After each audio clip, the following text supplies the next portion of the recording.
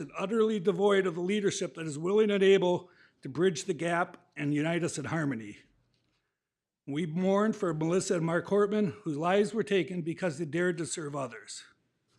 So please join me in a moment of silence to honor Melissa and Mark Hortman.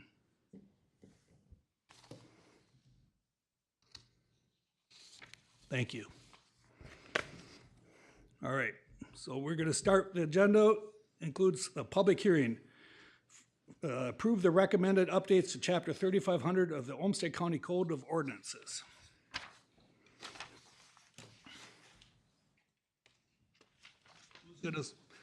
Who's going to speak on this before we open the public hearing?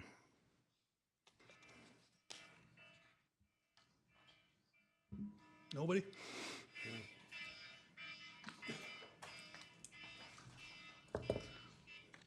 Okay. I thought so. I guess we're not going to have that public hearing today. All right. Alex, are you going to introduce the topic? I can introduce it. Okay. Go and the slides are going to be put up in my presentation. Hello, Hello. Alex Kremenga, Olmsted County Environmental Resources, Solid Waste Assurance Coordinator. Thank you for your time. We're opening the bill, or opening the ordinance up in regards to, with pertaining mainly to cannabis, but with it being open, we also did fee changes. And we're also looking at expanding recycling reporting requirements for the Class A haulers. The cannabis section, you can probably move to the next slide. The cannabis section is required by, under the state, that we have to have some form of solid waste assurance in regards to cannabis disposal. That is outlined, like I said, under state statute. Next slide. Tipping fees, we need to change those in regards to upping our demolition was a big part of that, looking at the market and where that is changing, and then a few other things pertaining to haz waste and things like that. We also needed to change the terms of generator and what defined as a person as well. Next slide. Update the Class C licensing dates to make sure it runs from January 1 to December 31st. I believe that was somewhat missing in the language, needed to be added. And customer recycling education requirements for the Class A haulers pertaining to, so we limit confusion. If you go out on the county website, we have a list of what we accepted in the sort separated type of realm. Cans, things like that, what are plastics that we accept. The haulers do cold mingling, may take it to a different location and have it separated at that point, and they may accept more recyclables than what the county does, and we want to get on the same page with education and making sure everyone understands when the county says it, it pertains to this, and when your hauler says it, it pertains to them, just understanding how they're communicating. We wanted it to be done annually to their customers in some form, and we also wanted to make sure it's being done with new customers when a new customer signs up with their services. Next slide. Outline disposal processes for cannabis waste by retailers, growers, including remediation methods and record keeping. Part of that will be then handled by the licensing, which is, I believe the health department will be overseeing the licensing of that, so they need to know what we expect in record keeping as well. Next slide. Retailers must accept and manage return of battery-powered devices. This is a big issue that you will see transfer stations, landfills, even in the waste to energy. Those batteries heat up, cause fires, and we believe it's time that we rely on the retailers to help manage that and making sure that they're recycled appropriately. So we've outlined how they would go about that and how they could possibly handle it as hazardous waste, or should be handling it as hazardous waste. It includes recycling, record keeping, and fire safety requirements in regards to that. But that's also broader to any retailer that sells those battery tobacco, some of these other dram shop type areas that provide those batteries, that they'll also have to have some kind of record keeping and recycling program put in place as well. Next slide. Update to fee various services, county facilities, including the recycling center, waste energy, the landfill, and has waste facility. Next slide. Penalties established. We also decided it was time to expand and really clarify and codify the penalty and how we go about doing these administrative penalties. Before it was just one set.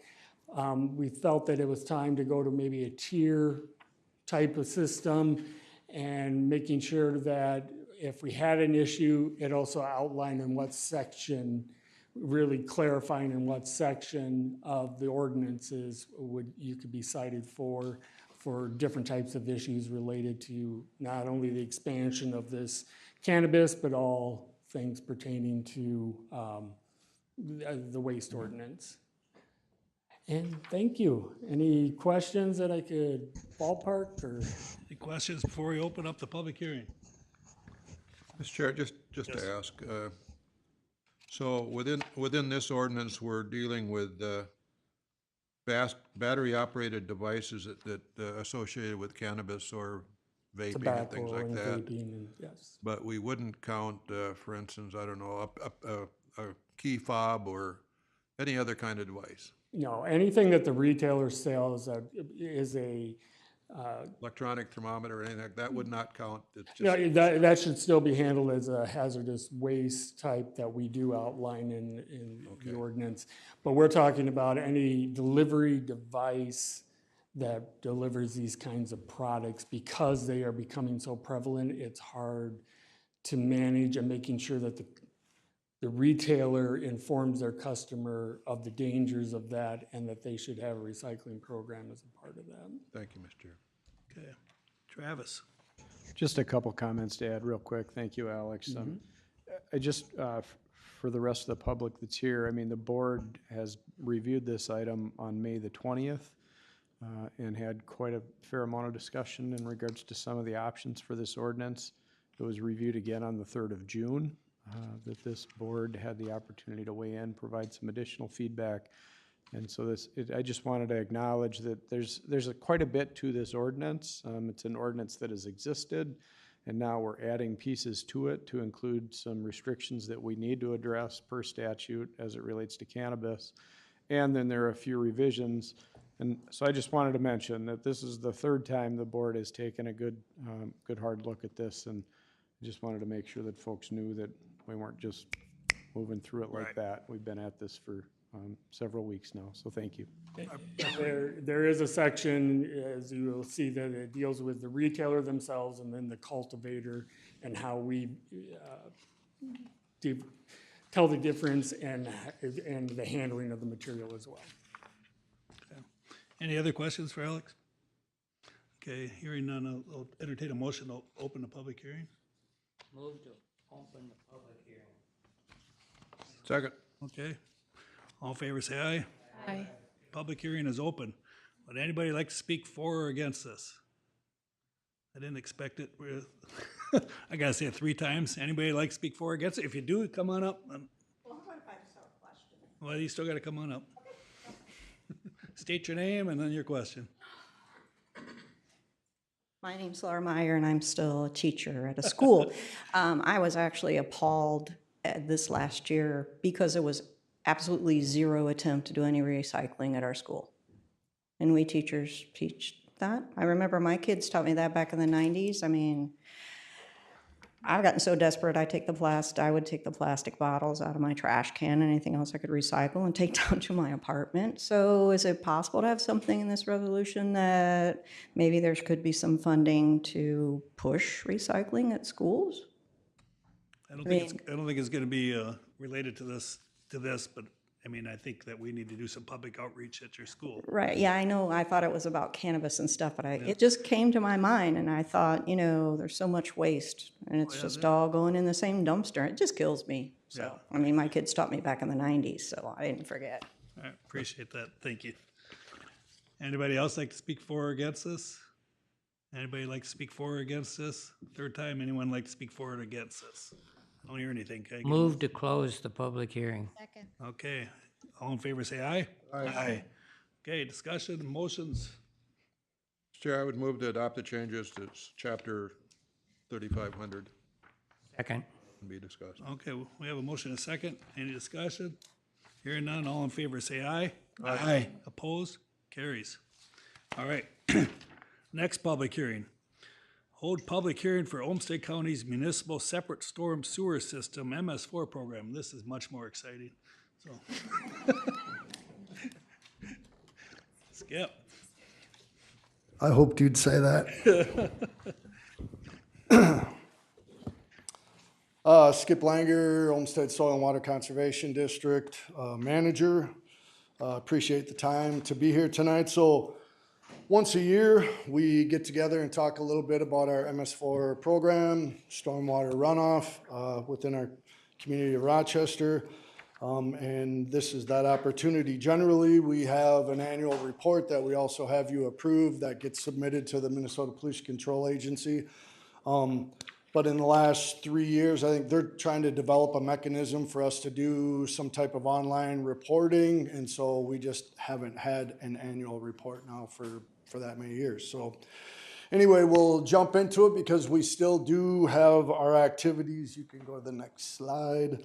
So MS4 is our municipal separate storm sewer system. It's our linear system of roads, ditches, pipes, best management practices that manage stormwater runoff. Of course, the reason for it is to reduce pollutant loading into our waters, and MPCA is the governing agency for MS4. It affects urbanized populations greater than 10,000, but can also impact a smaller community of greater than 5,000 if they are potential for impacts to special waters like trout streams within their communities.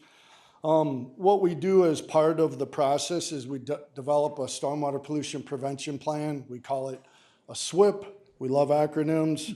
The current permit is 2020 to 2025, so we're kind of coming to the conclusion of the current permit period, and later this year we'll start the process over to develop a 5-year plan. It results, the stormwater pollution prevention plan is a schedule of activities that we're going to undertake. You can go to the next slide, please. Our responsibility then is to develop actions under these 6 minimum control measures. They're listed there, everything from public education and outreach. Public participation is things like having a program where, bags are available along walking trails to pick up your dog poop and put it in the proper receptacle, to sweeping up grass clippings so they don't go down the storm drain, things like that. Illicit discharge detection elimination. We worked with Tom Canan to develop that part of the ordinance. It's really only rain down the storm drain. You see that stenciled on storm drains all over the city. That's the idea, that we keep the rest of the things that can go down a storm drain out of our rivers and streams. Construction site runoff control and post-construction runoff control. Those are the plans that ensure that we don't have sediment leaving sites that are raw, disturbed sites where construction is happening, and then post-construction that we stabilize those sites when we're done with our building efforts. And then number 6, better housekeeping, pollution prevention, really is our internal work to educate our staff to do the work that's needed to manage the MS4. You can go to the next slide, please. There's just a view. Sorry, it's a little bit of an ugly picture, but in the center of it, the city of Rochester, our MS4 as a county is really an intertwined, interconnected system of ditches, roadways that really cuts all through our metropolitan area. And so our water becomes the city's water, becomes our water, and eventually leaves through outfalls and things. You see some different examples of outfalls, stormwater ponds. You're familiar with many of them, stormwater BMPs and infiltration basins and things like that that we have on campus.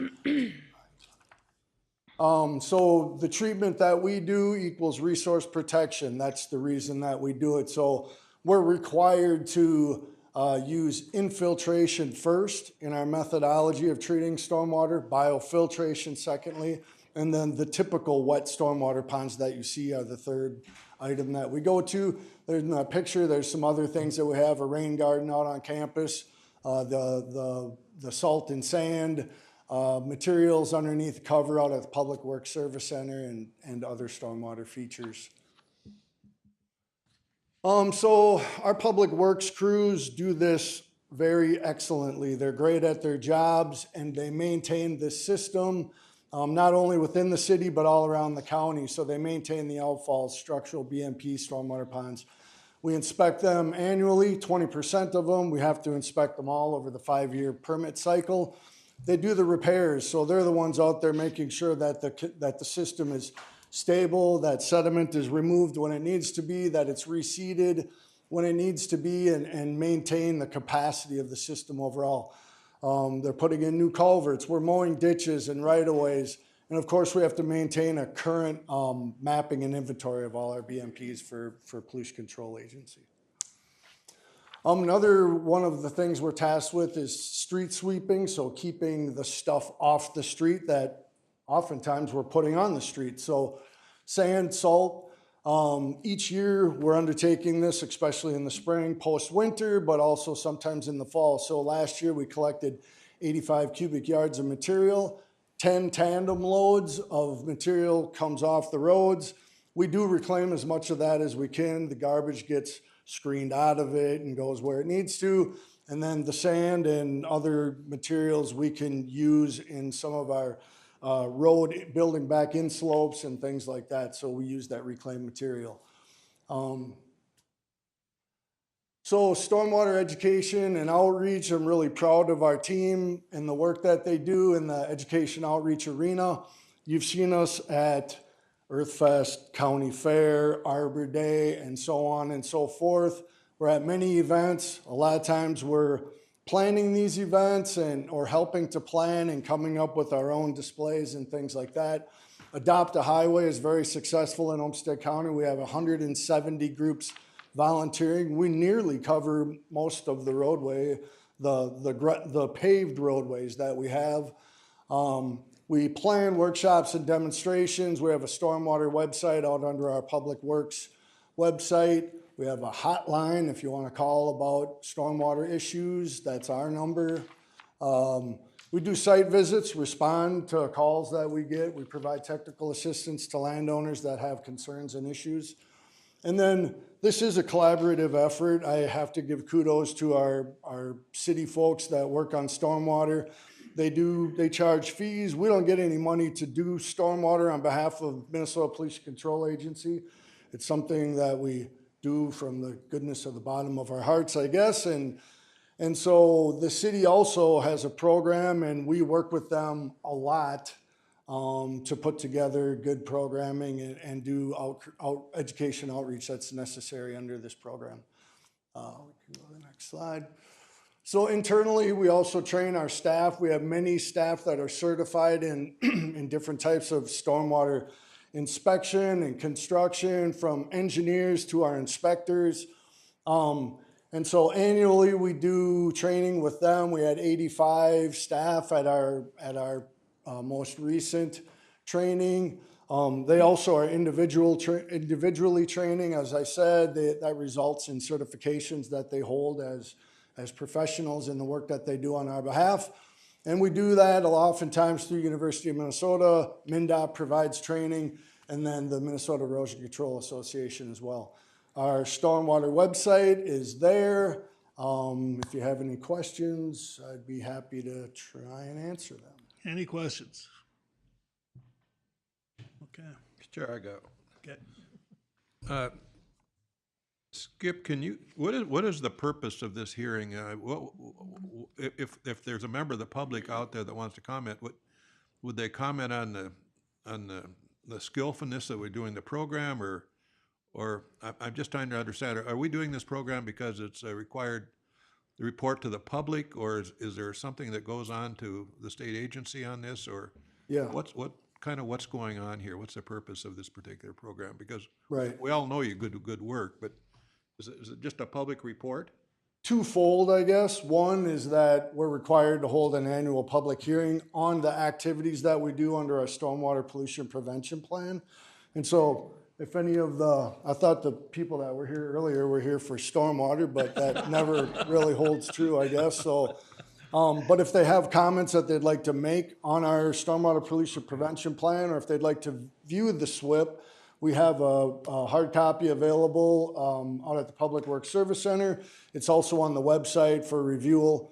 We can take those comments tonight. And then typically, we would provide an annual report of our activities to the Minnesota Pollution Control Agency. But like I said, the last 3 years, they haven't had a portal that we can do that, though I think one is coming, and then we'll report back the years that we haven't, so. Mr. Chair, just noticing, there's no action seemingly, it's just to hold a hearing, but there's not even an approval request on this thing. Yeah, without having an annual report that we would submit, I guess I didn't have it as an action item for you to approve our report. There isn't one. But we would like to take any comments that folks have and would like to provide. Thank you. Okay. I think I made a mistake asking for a motion for a public hearing before, so I'm just gonna open the public hearing and see what, somebody wants to talk about this. Now's your chance. Second time, anyone like to talk about this? Hey, we're gonna, I just have a question. So I have, come on Nancy up and Wheeler introduce Hanlon. yourself and go, speak to the mic. Okay, speak to the mic. I'm Nancy Wheeler Hanlon, and Northgate Court Northwest, and I'm very impressed actually with how clean the streets are. And I'm also very big on trying to, because I'm now in the retired status, I actually go around and clean off stuff off of the drains. Now, I have heard that you can do something about like claiming a drain to clean, and that you can name it. How do you do that? And is that true, or is that one of those things that just is part of the rumor mill? That's a great question. So that would be if you're within the urbanized area of the city. Probably many of those drains are part of the city's stormwater system. If they happen to fall within our jurisdiction, I'd be happy to entertain a name for a drain, I guess. I don't know how we'd mark that exactly, but the city does. Part of the city, you're part of the I'm part of Olmsted County, right? So the city does have a stormwater group. If you go to the city website, just go into their querying and ask for stormwater, yeah. And I think they do have it's an adopt a drain program. And there's little signs that they have actually to go on there, and then next to it, I think then your responsibility is to, as you were doing, keeping the drain free of debris and things like that. So yeah, thanks for doing that. Yeah, thank you. Mr. Chair? Yes. So because you have an audience and maybe some people who live in the city here, I think it could be a good opportunity for you to just give a brief recommendation about salting the sidewalk and how to use less salt and clean up your salt at the end of winter. That's just such a useful thing because salt can be such a contaminant into our waterways. It just seems like an opportunity here where you could do a little salt education. Yeah. If you don't mind. Sure, yeah, so I think the thing about salt, and one of the things, I guess, as part of our stormwater pollution prevention plan that we're doing in Olmsted County is back in the day where, it would snow, ice and snow get packed onto the roadways. We do apply salt to help melt and loosen up that, and we're scraping it off with our plows. Now, one thing that most communities, I would guess, have taken up is brining. So it's pre-treatment of roadways. And so we go out and we actually apply a chloride solution to the road. That way, as the storms hit and snow falls onto the roadway, it's much easier to remove. At home, I think the big thing is remove the snow first, and then if the weather itself, the sunshine that follows storms and things like that, doesn't melt away what's left. You can apply small amounts of salt, but the idea that more is better is not a good way to view your salt use. It's easy to buy a large bag. Same goes for fertilizing our yards. That's another thing that sends contaminants into our storm sewer systems. But read and follow label directions. You probably need much less. They say just a small cupful, a few grains of salt per square foot is more than enough to melt that ice away. So once you break the ice up, you can scrape it with a shovel. It's a very good method. Thank you. Sure. Okay. 3 more chances. Public, anyone want to speak about this?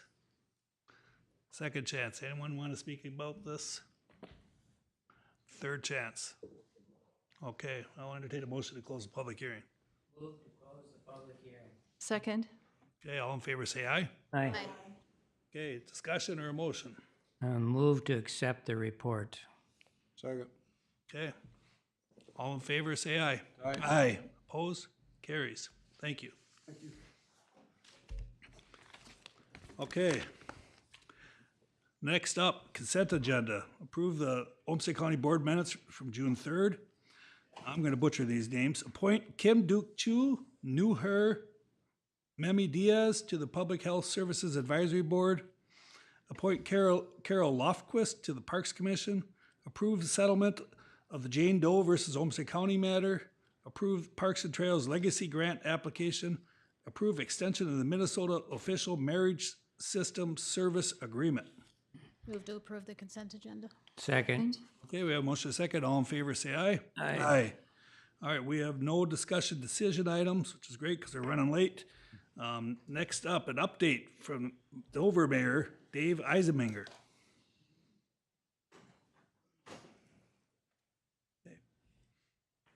Commissioners, thanks for having me today. Yeah, thank you, Dave. As stated, I'm Dave Eismeyer, Mayor of Dover. I'm just here to update you on what Dover's all about. First off, I'll just talk a little bit about myself. After having to listen to everything that goes on in this room, none of you guys are probably here for the money, as I am not the mayor of Dover for the money. It's something more. It's the people of Dover that keep me coming around, right? So, anyway. Thanks for having me be here tonight. I'm Dave Eisner, Mayor of the City of Dover, and I just want to talk about who we are as Dover. Dover is 1 square mile in 1 square mile with a population of 780. We sit just 2 miles from the Winona County line, and we have County Road 10 and County Road 142 running through our town. We're sandwiched right in between Highway 14 and I-90, and we also have the Whitewater River that flows through town. Dover was originally called Dover Center when founded in 1854 by settlers from Dover, New Hampshire. Dover is located about in the middle of Dover Township, and so the center was added. Later, the center was dropped after the mail service was getting confused about being Dover Center or Dodge Center. Dover is a young town today with a median age of only 28.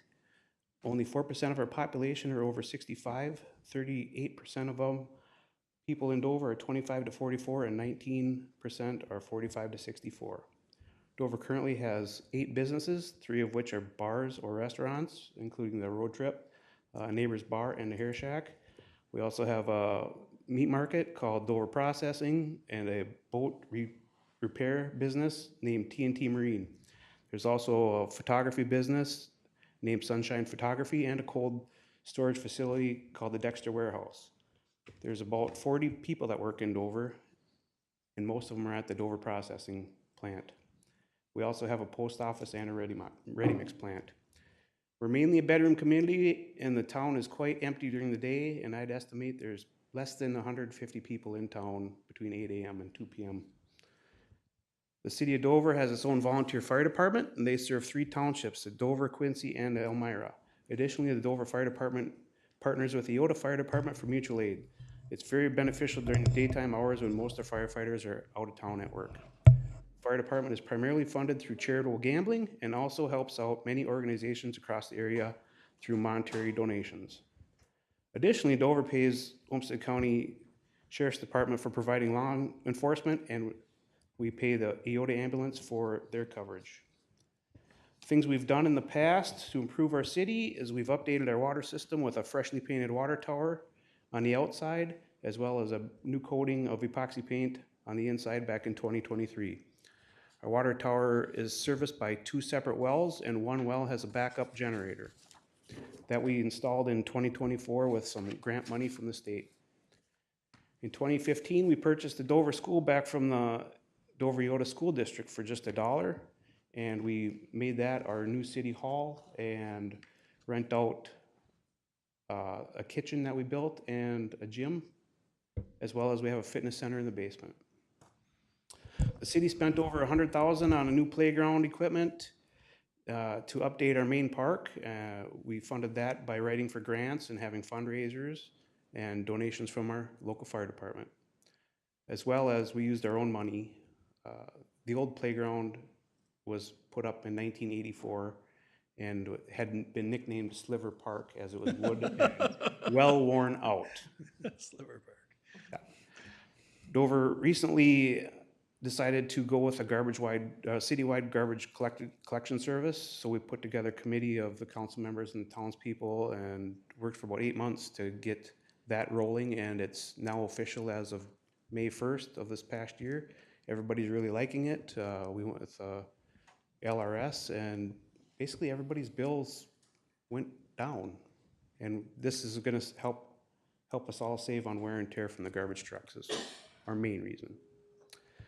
What's next? In the near future, we plan to update our ball fields. They see use 3 to 4 nights a week, and parking's a problem up there, and we're just gonna try and do something about that, separate out the fields and try and fundraise for a bunch more money to get that done to improve living. Another thing on the horizon is we'll be trying to finish off our last 7 blocks of streets in Dover that have never had curb and gutter, and so that's a problem with stormwater runoff. But our struggles are that with an annual operating budget of $640,000 and each block of roadway costing about $200,000 when you dig it up and put new pipe in and everything else as it needs, we don't get very far. So, as previously mentioned, we have the Whitewater River that flows through our town. It's a blessing and a curse, really. So over this river, there's 3 bridges that go through our town, one over 142, one over County Road 10, and then there's one over our little 7th Street that goes out past our ready mix plant. And I would just urge that this bridge is the city's responsibility to take care of, right? It's in city limits. But we all know the cost of bridge replacement these days and where that's going. And how is that ever gonna happen to replace that bridge? We're gonna end up closing that road. The Whitewater River that comes through there is working on that road pretty hard, as well as the county's stormwater runoff that turns into the city's stormwater runoff that turns into the county stormwater runoff through that ditch that feeds it is washing the road away. We've spent, as a city, over 20 grand on that. It's cost a man his life fixing it. Problem's still there. It's not going away. So in closing, I would just urge you guys to consider taking on the responsibility of some of these bridges that lie in small towns. So, thanks for your time. Okay. Before we go, Can you tell us, how's the population of Dover doing? Is it growing, shrinking, staying steady? What, Steady. steady? Yeah, we have 2 houses to be built in town this year by private people and not by a home builder. So those are the first 2 in 2 years. Okay, You know, very slow interest growth. rates, mortgage interest rates are not there. The home builder raised the rate of his lots a little bit. People see that, they shy away, things like that. So as a mayor, I'm just trying to concentrate on making the area a better place to live and try and get people to come to town, ball fields, everything else. One more thing we're trying to work on is we need childcare in Dover. And a city-run childcare would be about the only way we'd get it. And that's a tricky one to maneuver. Sure. As I was saying before, being the mayor of Dover doesn't pay the bills. I'm a tradesman, 25-year electrician. I'm nobody special, but I'm doing the job. Appreciate that. So- We need people like you doing jobs like this, so. So, yep. So we'll keep on trucking along. But any other questions? Any questions for the mayor? Mr. Chair, just Yes. compliment him to coming over. Thank you for coming over. Yep, This is really helpful. thank you. So we need to hear from our small cities or about them. And I'm glad to have the opportunity. Yep, so, thanks now. Yeah, thank you, Mayor. Okay, I think we've made the decision to postpone our legislative update based on time. So we'll go right to board and committee reports. Greg, I have no report. Laurel, I do have a report. I'd like to just say a few more words about the folks that we recently appointed to our advisory boards. So Commissioner Mueller and I, 2 or 3 times a year, conduct interviews of candidates. And we congratulate today Duke Chu, Nu Her, Mimi Diaz, to their appointment to the Public Health Services Advisory Board, and Carol Lofquist to the Parks Commission. It is always a pleasure meeting and interviewing candidates. These candidates and many more, there were more candidates interested than there were seats available. Commissioner Mueller and I and the department heads, we wanted to accept everyone, but there just simply weren't the seats available. So we encourage everyone who applied and who was not selected at this time to reapply. And I'd like to say a few words to the general public about the importance of advisory boards, which can only exist through public participation and community engagement. Civic engagement is essential for a truly representative local government and a healthy democracy. It brings people together to work towards shared goals and to create solutions to complex problems. Participating in local advisory boards and councils fosters inclusion and empowers residents to shape and support the communities and the issues they care most passionately about. So to anyone here today listening or watching the live feed of this meeting, if you're interested in supporting your community and the well-being of society, we encourage you to participate in local advisory boards and councils to lend your strengths, voice your concerns, represent your community, and contribute to positive change. And that's all I have. thank you, Laurel. Dave, Thank you, Mr. Chair. I don't have any formal or even prepared comments, but I would just like to, if you'd give me a minute or two to speak to the events of last Saturday, I'd appreciate it. It says, I and everybody in Minnesota woke up on Saturday to some of the most horrific news that I can ever remember, at least in my lifetime, and for me personally.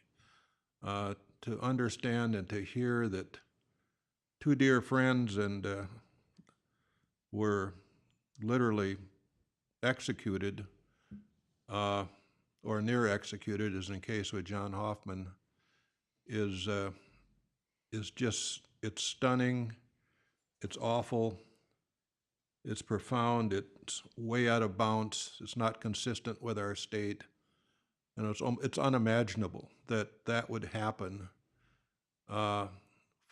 amongst two individuals that are and with respect to John Hoffman, still will be some of the finest public servants that I will ever know.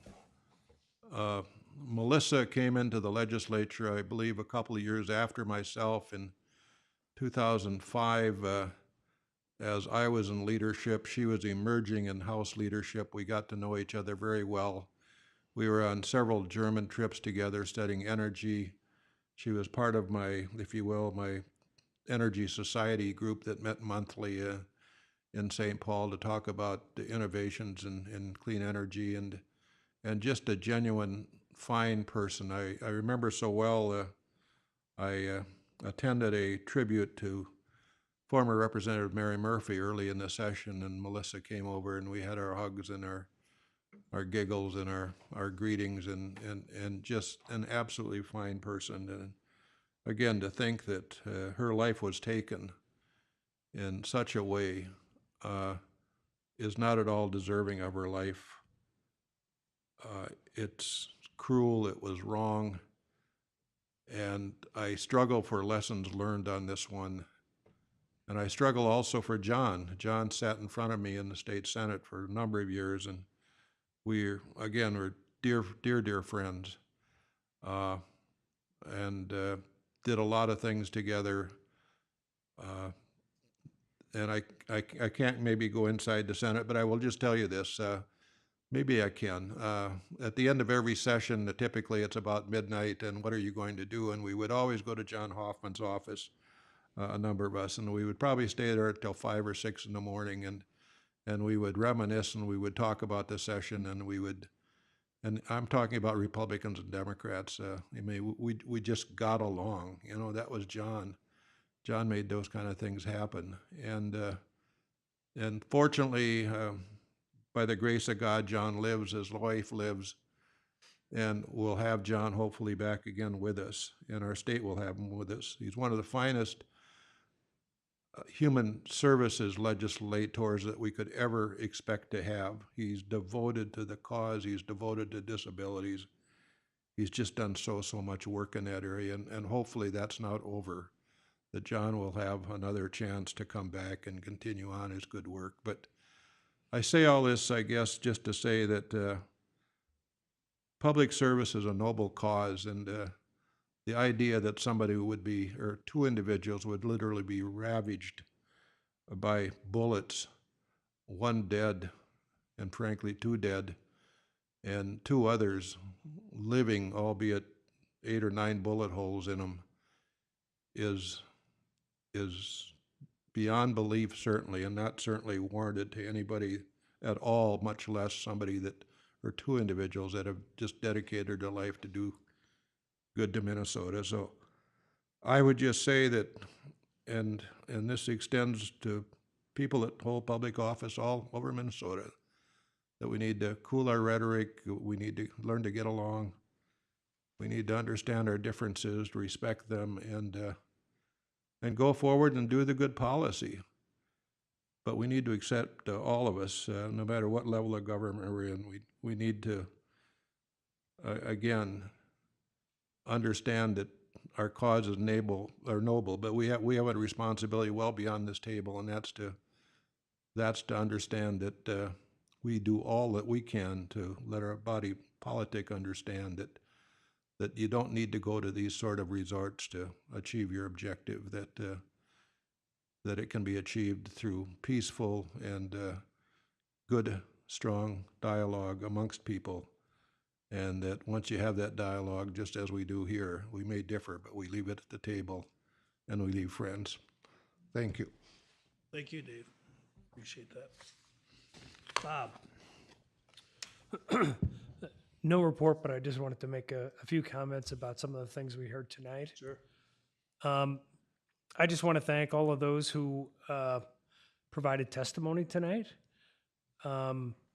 I think it's important that we hear from members of our community, that we understand their concerns, and get a sense of how it's going to act. And some of these potential changes at the federal level could impact their lives. It's coming before a public meeting is not always easy for folks. So I have to, acknowledge their bravery and their willingness to stand and speak out on behalf of the causes that they believe in. And it's important that they do so for all elected leaders at every level of government to know and understand how these impacts might affect our community and the individuals that live here. So with that, I just want to once again thank them and hope that we've all taken some of these as to heart. I know that these are federal cuts that they're talking about that may potentially impact our community, but we'll see exactly what those cuts may eventually look like. The one thing that I know in my short time here on the board is that Olmsted County will always do right by Olmsted County citizens. We'll do the very best we can, even though we may have limited resources available to us. Thank you. Well, thank you, Bob. Brian? No report? Michelle? No report tonight. Okay.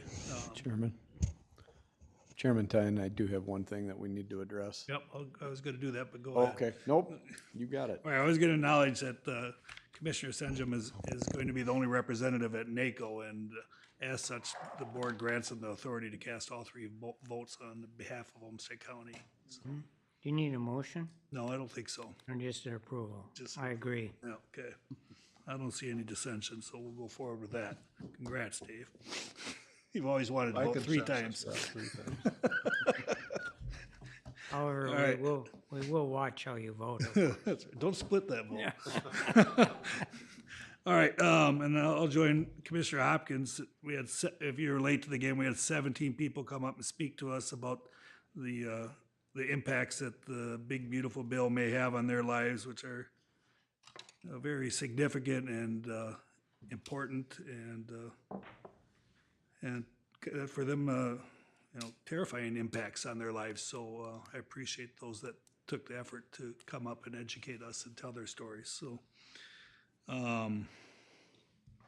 On a completely different level, I'll selfishly take the opportunity to congratulate the Pine Island baseball team for winning the team's first ever, or the school's first ever team state championship. There's a number of Olmsted County residents that were on that team, and it's exciting to see them have that success. And I'll end, as I always do, with a short quote. This one is a Chinese proverb. You cannot prevent the birds of sorrow from flying over your head, but you can prevent them from building nests in your hair. So with that, I'll entertain a motion to adjourn. Move to adjourn. Second. Okay, all in favor, say aye. Aye. Aye, we're adjourned. Okay, do we want to take a 5-minute break before we Yes. start again? Okay, 5 minutes before we get on to the next thing. That was a good recount. So now you sit here for us. That was wicked. Well, you did great. So, Pushing. you did.